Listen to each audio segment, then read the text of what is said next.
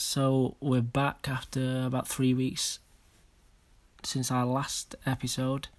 Well, I say we, it's just me.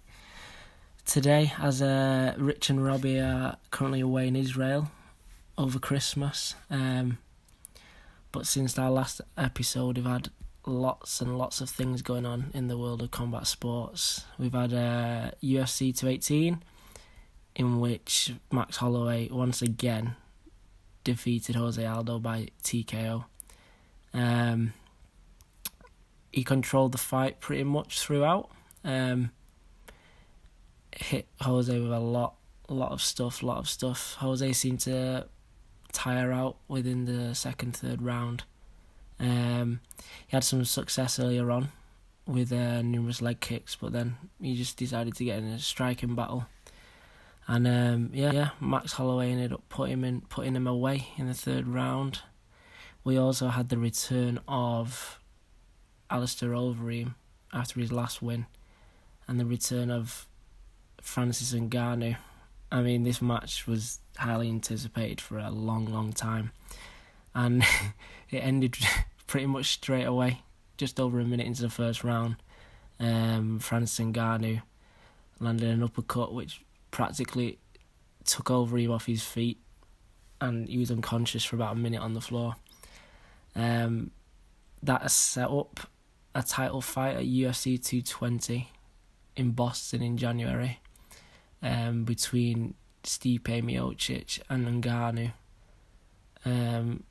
I mean, that fight is just going to be crazy, as you can imagine. The punching power going on. Hopefully it lasts longer than the Overeem fight. We also saw Henry Cejudo defeat Sergio Pettis by points. I mean, it was an alright fight. It wasn't as entertaining as the others on the card. But unless Demetrius Johnson decides to go up and fight TJ, or TJ comes down, then I should imagine he'll be fighting Henry Cejudo again for the second time. And then potentially we had the fight of the night, Eddie Alvarez against Justin Gaethje. Both of them just went at it, swinging. I don't think it went to the ground once, actually. They were just throwing everything at each other.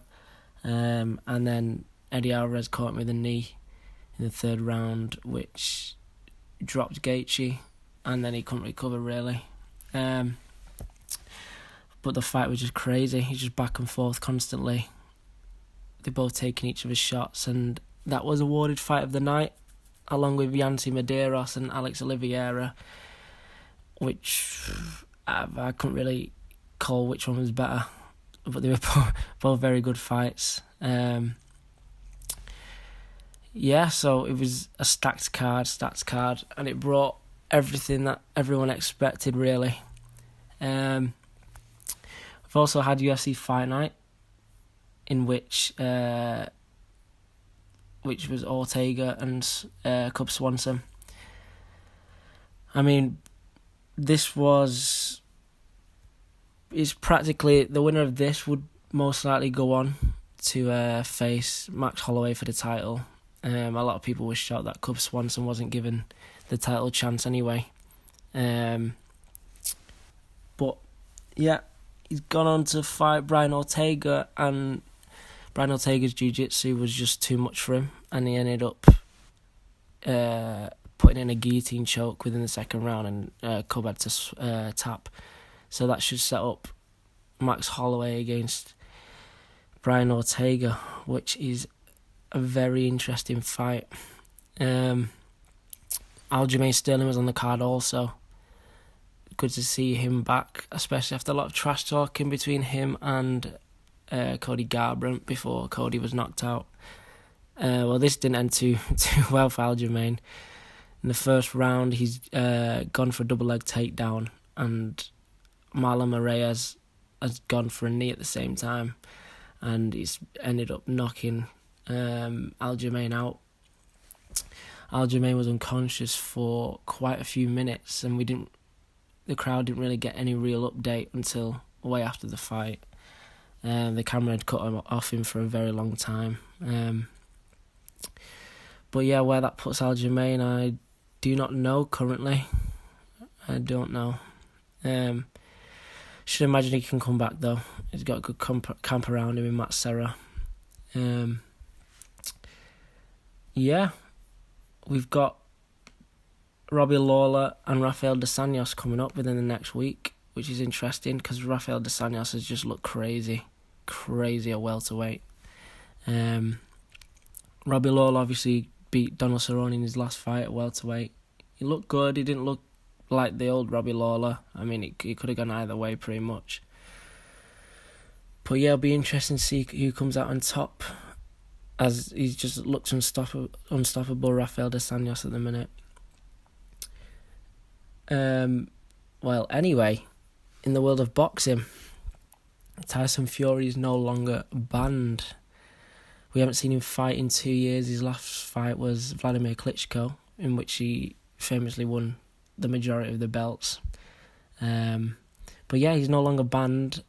Same with Hughie Fury. And in January, the British Boxing Board of Control should be looking to renew his boxing licence. Whether he's going to go straight into a big fight or to a warm-up fight, it's unknown.